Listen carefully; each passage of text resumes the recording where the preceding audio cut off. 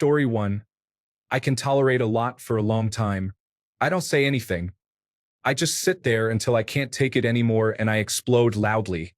I realize this is an inherited trait, and it's awful, so I try not to lose my temper.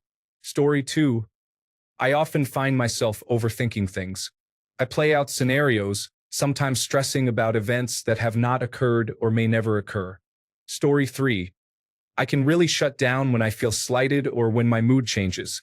It prevents me from communicating and can leave the person in the dark, especially if they are not aware that they did or said something that bothered me.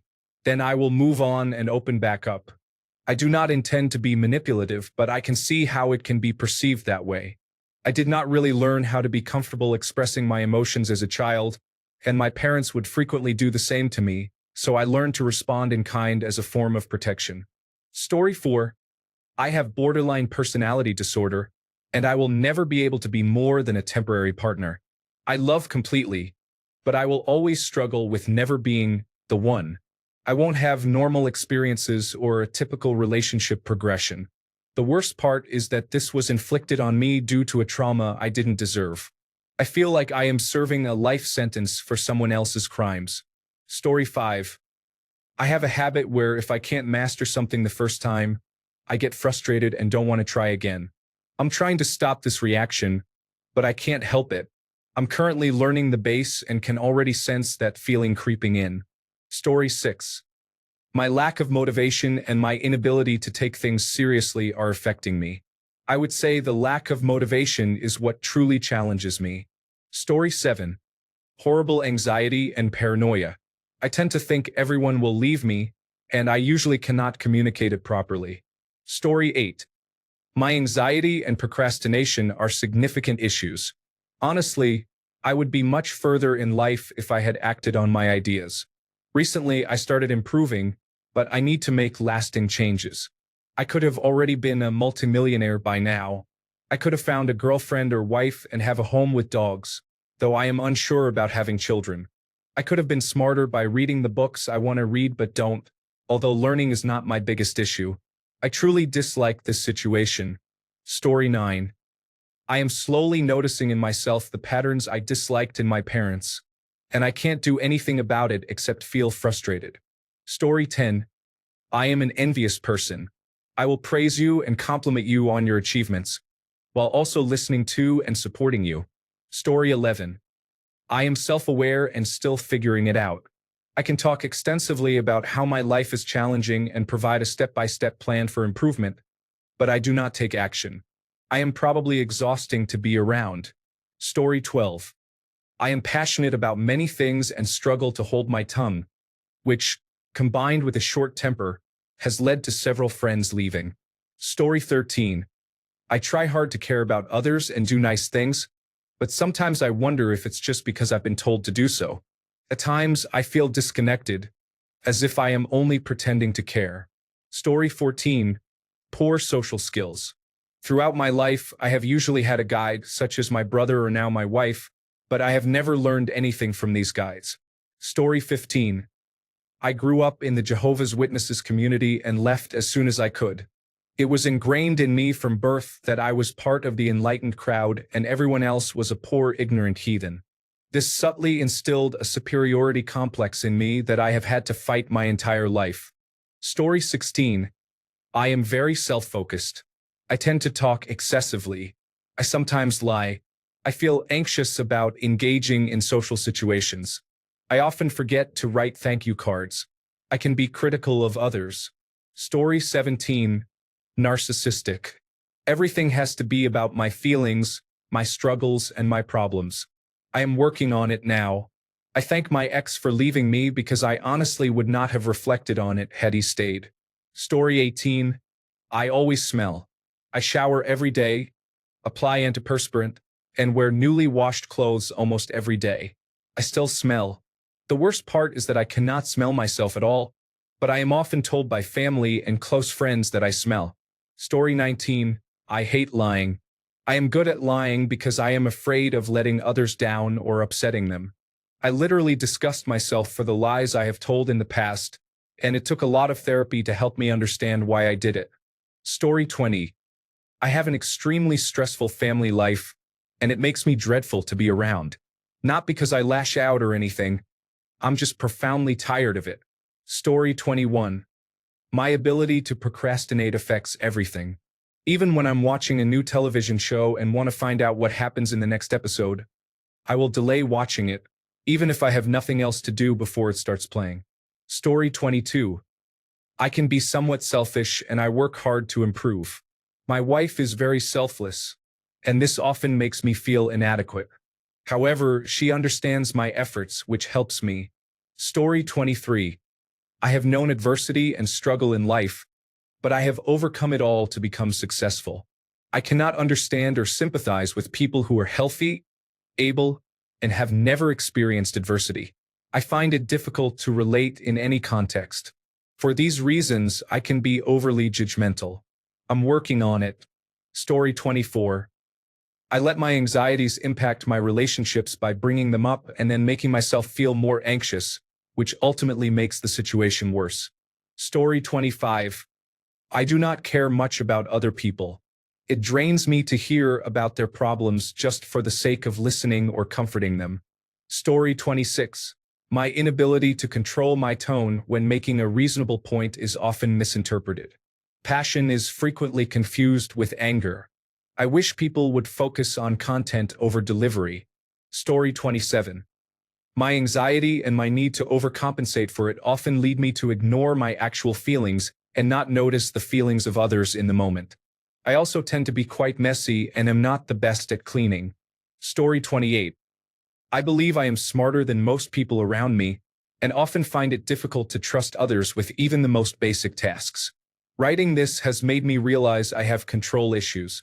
I often catch myself and remind myself that people are more capable than I tend to acknowledge. However, I occasionally wonder how often I overlook this. Story 29. I struggle with expressing my feelings and being vulnerable, which often leads to avoiding people and unintentionally hurting their feelings. However, I am working on it. Story 30. My ADHD and PTSD brain. I interrupt a lot, and I am that person who, when you say something, will then tell a story about myself that is similar. I'm never trying to outdo others, but rather to show how I relate and that I understand. But apparently, that's considered a bad thing. Story 31. My mentality is that things won't change. I strongly believe that things don't change from their core idea or personalities. Story 32. I am impulsive and often make poor decisions based on my emotions and mental health challenges, including oversharing. I was let go from my previous job due to excessive absences caused by attention deficit hyperactivity disorder, depression, and anxiety attacks each morning. I tend to overspend when I feel either very good or very bad. I sometimes unintentionally hurt others, and at times directly, if I do not address my issues with people. I tend to bottle things up because therapy has not worked for me, and I do not want to disturb anyone's peace. I also spent much of my childhood preoccupied with thoughts of death, which I attribute to my dysfunctional family. Story 33. I tend to take one small thing and blow it out of proportion in my head, say really negative things to myself and put myself in a bad mood. Then I struggle to explain it when someone asks what is wrong. Story 34. I don't particularly like myself due to learned experiences, so I often take better care of others than I do of myself. Story 35. I am overweight. Many people judge me based on that. I have been chronically ill and in a lot of pain for over a decade. I have been fighting it, but I won't just lay down and accept it, and that irritates some people. It frustrates them that I am happily married while overweight, that I have a family who loves me despite my size. I pursue my goals and dreams, go hiking, stay active, and have a wonderful garden, all while being overweight. My husband is affectionate with me in public, and he stays in shape while I deal with my weight. When I was fit, it was not like this at all.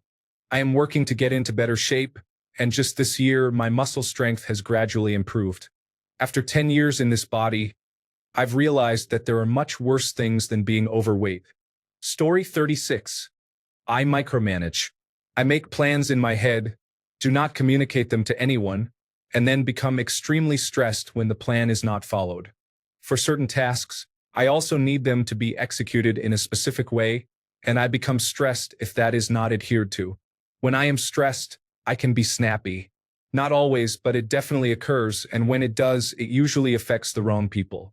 I can also be quite stubborn. It is not easy for me to hold a grudge, but once I do, it tends to linger. Story 37. I often feel mentally unclear, as my brain doesn't function properly at times. Someone mentioned that COVID-19 can cause cognitive issues, so I've been attributing my difficulties to that. I struggle to retain information as I used to. Additionally, I have a tendency to seek approval from others, even when it leads to unfavorable outcomes. Story 38. I want to be left alone completely while also wanting some company half of the time. Story 39. I rarely meet anyone similar to me. I have always been a standout in my family, schools, social life, and work. Story 40. I trip over my words, say things I don't mean, say the wrong things, and misunderstand people often. It's partly due to an audio processing disorder and partly because I do not care enough to listen. My communication skills are admittedly quite poor. Story 41. Acting on impulse has been a challenge for me. I have worked hard to control this behavior and I am getting better. It is unfortunate that it has taken most of my life to improve. Story 42. I am very focused on myself, which can lead me to be selfish and uncaring towards others when I do not really mean to be. Story 43. I am an addict and alcoholic in recovery. My default behavior still tends to resemble that of an alcoholic. I have to intentionally act in opposition to my instincts in order to avoid upsetting those around me. Story 44. I am brutally honest and cannot take things seriously. I either turn it into a joke or, if it's very bad and no jokes are made, I just stay silent and don't know what to say. I am not good at comforting others. Story 45. I am highly adaptable in the worst situations. While this may seem like a positive quality, I have become desensitized to what should affect a normal human being. Story 46. I don't fight for myself. I can fight for my friends, my family, and the stranger down the street. But for myself? No. Story 47. My anger issues takes a lot to set me off, but I feel like a character in a game, and someone else is holding the controller. I was sent to anger management classes as a kid, and I ended up stabbing my instructor in the knee with his pen. I wound up in juvenile detention. I have mellowed out quite a bit over the years, but I hate how I can just snap when something really irritates me. I've even cursed out coworkers, though thankfully, I have yet to attack any of them, and I sometimes completely forget about it because when I get like that, I black out and don't remember anything that happened. Story 48. When I am overwhelmed, I tend to rely on self-destructive tendencies, such as drinking or self-harm, and completely avoid whatever is causing me stress. Story 49. My priorities are family, work, football, and then friends in that order. I apologize if you believe you deserve a higher place in my priorities, but discussing it with me will not change anything. That's my biggest flaw. Story 50. I am the quiet girl you think won't do anything. I don't react, but when you least expect it, I will explode. My anger problems make it possible for anything to happen. Story 51. I complain about how difficult my life is and know what I need to do to change it, but I continue repeating the same patterns that make me miserable. Story 52. I had to make a difficult choice. I struggle to say no to things, which turns me into a workaholic. This makes me tired and stressed, leaving no time for personal relationships with my husband, son, and friends. I have borderline personality disorder with narcissistic traits, which leads to severe self-image and abandonment issues. I often feel I am always right and need to have the last word. Alternatively, it may stem from my ongoing suicidal thoughts. Story 53. I am actually not very good at taking care of my teeth. 99% of the time, I just brush with water. I feel insecure about it, but the sensation of brushing my teeth is unpleasant, and I often feel like my breath smells worse afterward. It seems like brushing somehow releases the smell instead of eliminating it. It's a terrible chore that makes me feel bad. Story 54. If I'm upset, I am not kind to everyone. Not literally, but people can tell I'm upset. I can't hide it, which feels bad to me because they don't deserve to be treated this way. Story 55. My temper comes to mind, especially if I don't express my feelings for a while and keep things bottled up. Then I might snap over something trivial and drive 200 miles just to escape. Story 56.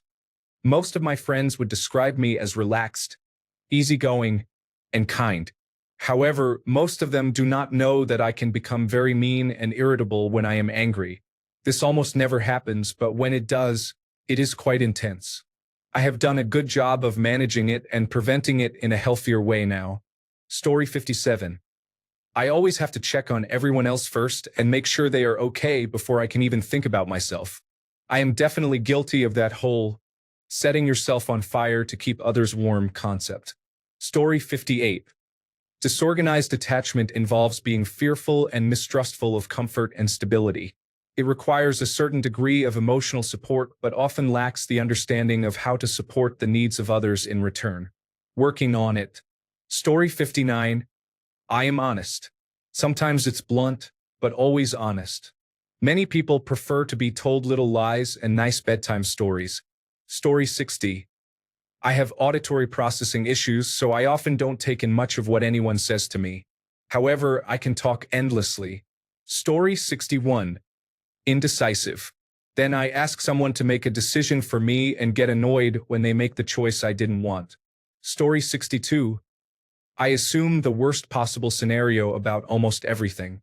This is something I learned from living with my dad as a child and something I work on daily. He is still struggling with it, but I am making progress. Story 63. I am seen as a really patient and calm person, which is mainly true.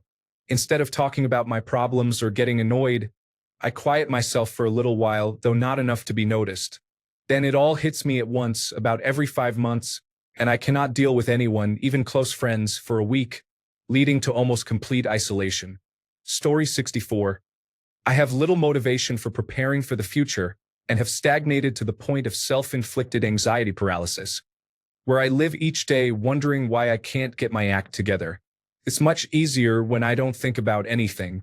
I still have hopes for a brighter tomorrow, but I almost wish someone would help me find the clarity I need. Story 65.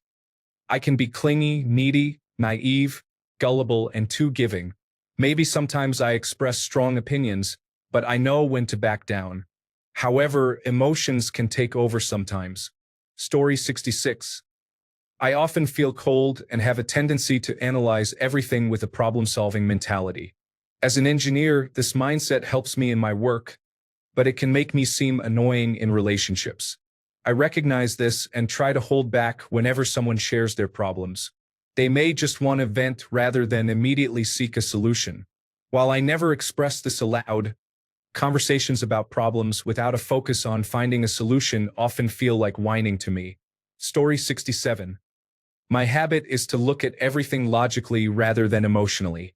Additionally, not being jealous in relationships can lead girls to perceive it as a sign that I don't care about them enough.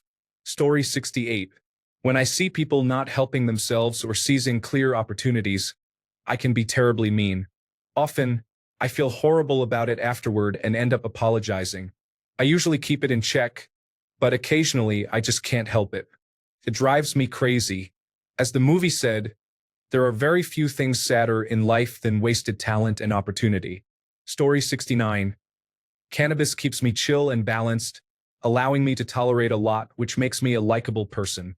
On the other hand, when I stop, I become very focused on getting things done, and I'm amazed at how quickly I accomplish tasks. However, I also become less patient with ignorance, which encourages productivity but can make me difficult to deal with. Most of the time, I choose to be a functioning cannabis user. When people find out, they are genuinely shocked. Story 70. My life is fine, but I tend to be discontented. I always seek something better or different. I have a loving family, drive a nice car, and hold a corporate job. I receive compliments often. People tell me I'm beautiful. I mean, no bragging by this. It is simply the truth. However, to me, it's never enough. I often complain about minor issues in my life. I need to learn to be more grateful. Story 71. I care too much about what people think of me. I am a people pleaser and try to be friends with everyone. I feel insecure when I hear someone doesn't like me and try to remedy the situation. I am still learning that it's okay if I am not everyone's cup of tea. I have been working on this a lot. It has improved, especially with age, but I am not quite there yet. Story 72. I think I know everything. I don't really believe that, but I choose to share my opinions on topics I have researched obsessively so that people perceive me as a know-it-all, and I agree at times. Story 73. I hold people to high standards, but they are not unreasonable. I believe that if you genuinely want to be in my life, you will rise to the occasion. If you cannot or do not, we cannot have a true relationship. Love requires effort. I am giving my all, communicating, and trying to meet the needs of the relationship. I expect the same in return. Story 74. People see me as a very active person who seems funny all the time, but actually, I don't want to live anymore since early on. I just try to keep myself up. Every morning, I wish I were dead. I think there are many people like me. If you see a person too hyper, there must be something wrong inside. They are just trying to avoid doing something harmful. Story 75. Correcting people who say anything that is remotely false makes me seem like a know-it-all who always has to be right. However, I wish someone would let me know if I was saying something incorrect, so I wouldn't continue to say it and make myself look foolish. In doing so, I end up making others feel bad and foolish. Story 76. You wrong me in any way, I have no problem cutting you out. I don't trust most people in my life with any details about me, my daily activities, or my past. They have all shown me that they will only talk about me when I'm not in the room. So I, in turn, stopped giving them the time of day to do so and applied that to everyone I meet, not just friends and family. It makes for a very singular life. Story 77. I cannot stop picking at my skin. I don't think I've gone a single day in my life without picking at least one bump somewhere on my body. It's so annoying, and I really dislike it. Story 78. I am a massive hypocrite. I love my kids so much, but somehow I feel like a mediocre father. I actually have a long list of shortcomings which is not easy to confront. Story 79. Whatever most people think, want, or agree with, I am usually on the complete opposite stance. It's not that I am overly principled. I often change my mind. Story 80. I can become locked into certain ideas about how things should be. In areas where I excel, I tend to believe I am better than others. I am highly addicted to sugar and cannot break the habit. Story 81. I am unable to form actual relationships, and I really don't care about most people. I do have exceptions, such as my sister and parents. They are the ones who truly matter to me. I wouldn't be happy if something unfortunate were to happen to them. As for the others who are supposed to be close to me, like extended family members and so-called best friends, they do not matter. I wouldn't care if something terrible happened to them. I'm not trying to sound harsh. It's simply that I don't feel anything towards them. No matter how hard I try, I just can't connect, and it feels frustrating. Story 82. I am a nice and kind person, and I can tolerate a lot until I reach my limit. This can surprise people because they are unaware that this opposing side exists until it is revealed, and there is no turning back once you reach that point. Story 83. I have a tendency to push people away, as it is easier than allowing them to get close. I do this by being unkind to others. Story 84. I feel a deep sense of self-despair. I struggle with self-hatred, not in the typical way of feeling unloved, but in a way that is indifferent to the feelings of others. While I do not see this as entirely negative, it has affected those around me. I am a chain smoker, and I engage in this habit, almost hoping for adverse health effects. I have a strong belief that I will end my life eventually. Additionally, I experience unstable moods and issues with anger. Story 85. I habitually play the devil's advocate in almost every conversation, to the point where everyone in the room can't even remember the question. I can't help it. People either appreciate it and take notes while the discussion continues, or they are appalled that I'm not immediately on board. It isn't as fun as you'd think. Story 86. I often lie to myself. I am in denial about many things and situations, and this denial has led to distorted memories. I am so disillusioned that the lies I tell myself repeatedly become engraved in my mind, and I occasionally unknowingly believe these false memories are true. Story 87. I view my life in phases of health because it has been a roller coaster. At 28, I experienced repeated physical assaults at 19, to the point that I feared for my life while also having to protect others. I developed post-traumatic stress disorder soon after, and I struggled to move past seeing my life in phases of ability and health. There were the before times, the incidents, the years of paralyzing fear, panic, and incapacitating post-traumatic stress disorder symptoms, psychosis, recovery, and the present. Each phase had consistent attributes with little overlap. Recovery has been beautiful. Now that I feel as typical as I have ever been in adulthood, thanks to the intense work I put into recovery, I find it challenging to experience anxiety and stress without fearing that I am backsliding. I work a full-time overnight job, which can be overwhelming.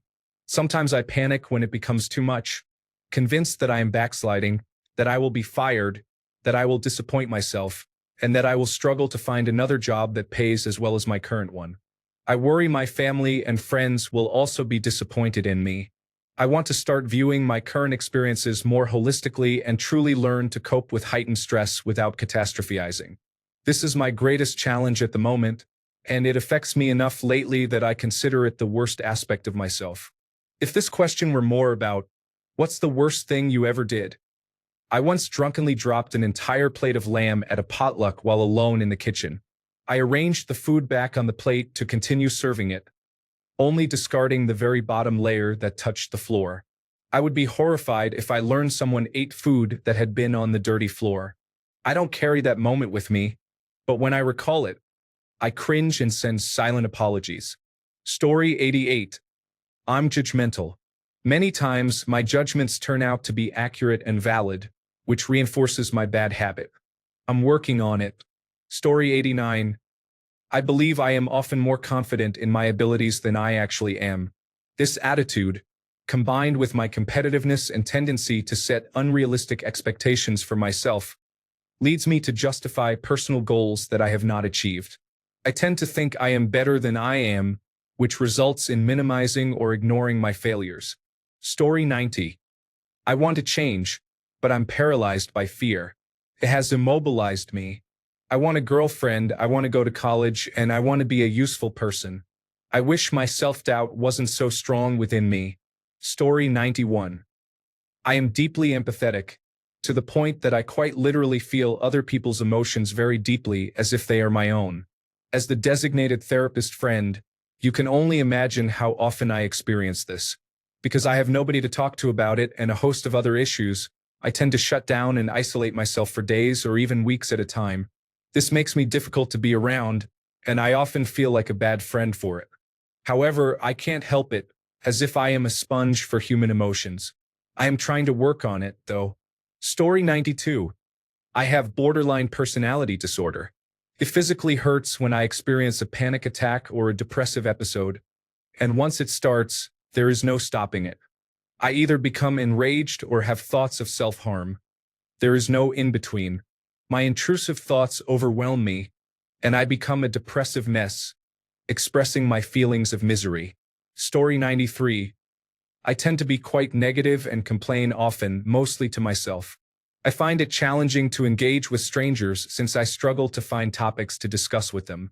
I try to avoid being negative or complaining around people who are not close to me. As a result, I feel that I am not much fun to be with. Story 94. I can have a sharp tongue. It's largely under control now, but when it comes out, it can be harsh. Additionally, I can remove people from my life at a moment's notice, and they no longer exist to me. Story 95. I struggle with scheduling, which often results in being late to meetings. I have intended to start keeping a calendar for years, but I have not done so due to procrastination. Story 96. I forget that people exist the moment they are no longer in front of me. Fortunately, I remember my children, and I consider myself generally responsible. However, I do not miss people when they are not around or remember them unless something jogs my memory. Story 97. overthinking to the point of feeling as if there is only darkness after this moment. One thing I find troubling is that when I start to excel at something, I become anxious that others will perceive me as prideful. Why do I feel this way? I believe this issue may hold me back from personal growth. Story 98. I'm extremely sensitive. I cannot stop being this way. I can either withdraw or be bothersome. Those are my options. Story 99. I cannot be around unproductive people. It drives me crazy. The ones at work who appear busy but are actually on their phones or shopping online are frustrating. It's so overwhelming that when I do housework, I need to be alone. I sometimes wish I were not like this. Story 100. There's an attractive middle-aged realtor who is married, and I have dreams of being intimate with her.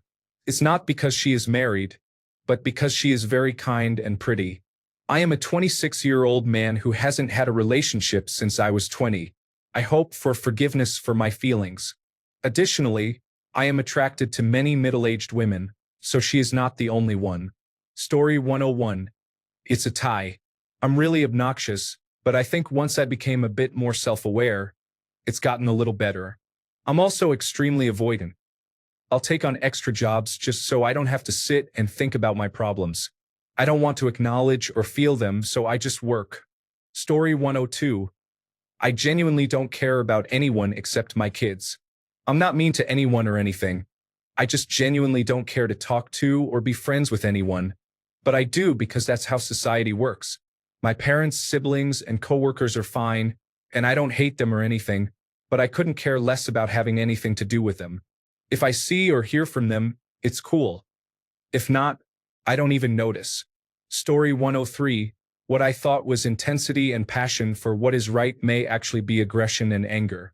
I cannot let things go until there is some sort of resolution.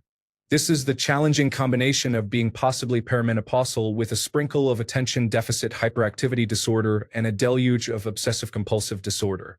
Story 104. I have been diagnosed with borderline personality disorder. I am aware of my actions, so I make a strong effort to be a good person, but sometimes I struggle. Story 105. I'm quite aggressive and a bit sadistic. I am also a talented fighter and know how to think ahead of others. Recently, I broke my sister's ex-boyfriend's leg and honestly had a smile on my face the entire time. Story 106. I'm bad at understanding social interactions, so I either stay silent or ask basic questions in the hope that I can talk a lot more if they aren't annoyed with me or have similar interests. Story 107. I care and I try to be kind. The pain it has caused me is difficult to express. My life is worse because I genuinely tried to help. Story 108. My mind often wanders off. When someone tells me a story, I feel the urge to do something other than listen to stay focused. I tend to fidget with my hands or play with nearby objects. If I don't occupy my hands, my mind drifts, preventing me from fully paying attention to the story. This might be a sign of attention deficit hyperactivity disorder, but I don't want to self-diagnose. Additionally, I lack the financial means for psychiatric testing or therapy. Story 109. I care too much about what others think of me, including my appearance, my personality, and how I present myself to others. Story 110. Lying. I used to do it a lot as a kid, and sometimes I don't even notice it anymore when I say whatever is convenient. I also tend to make up stories like, I knew this guy who, or I had this guy in my class. My life isn't even that boring. I don't know why I do it. Story 111. I struggle to let things go, including grudges, lost friendships, and personal matters. This mindset is toxic, but I am improving slightly. Despite this progress, I still find it difficult to release my feelings, which leaves me filled with anger and regret. Story 112. Being passive and lazy, procrastinating, being socially awkward, poor habits such as not meeting deadlines. These are all negative traits I possess. Story 113. Anxiety and depression. The mental health system in the United States is inadequate. I will continue to manage my struggles. Story 114. I am determined and will go to great lengths to prove I am right. Using a flood of facts, articles, or legal information. The worst part is that I won't stop until you agree or leave. I am a retired lawyer, so it was part of my job. Story 115. I can come off as more critical or unkind than I intend to be. I come from a family of lawyers and loud debaters, so I learned to express my point very directly and sometimes sharply. I try to be more conscious of this, but I know I have seemed and felt like someone I don't want to be by trying to make a clear point while forgetting to also be kind. Story 116. I'm highly neurotic and anxious. I am aware of it, but sometimes I get into a downward negative spiral that affects my mood. I don't want to bring others down, so I usually say I'm fine, but apparently my whole demeanor changes, and it ruins everything for everyone. Then I overthink it for a long time, which makes the spiral worse. I am on medication for anxiety, but it doesn't seem to help with my neuroticism. Story 117. I cannot verbalize my thoughts well. Having ADHD-related dysnomia does not help, so there are times I cannot understand even simple words or terms, and I confuse myself while trying to correct my sentence structure. Due to this trait, I often shut down from communicating, going silent around others while I feel like everything is incomprehensible for a while. It drives me crazy, and I am sure it sometimes makes others believe I am not okay mentally. Story 118. At first request, I don't want to give someone their way. When I sit and think about it, I convince myself that it's their choice to make. I'm trying to change and be less confrontational, but seeing my family adopt an unhealthy lifestyle is truly mortifying. So I try to suggest healthier options they can choose instead. I told my brother just yesterday after he finished his cake that I can't help him. He should find someone who can. Story 119. I despise sarcasm, consider all boasting to be arrogant, and firmly believe in minding my own business. I believe these are positive qualities, but most people do not share them, which makes connecting with others extremely difficult. Thanks a bunch for sticking around till the end of the video. Remember to subscribe, and until next time, stay awesome and goodbye.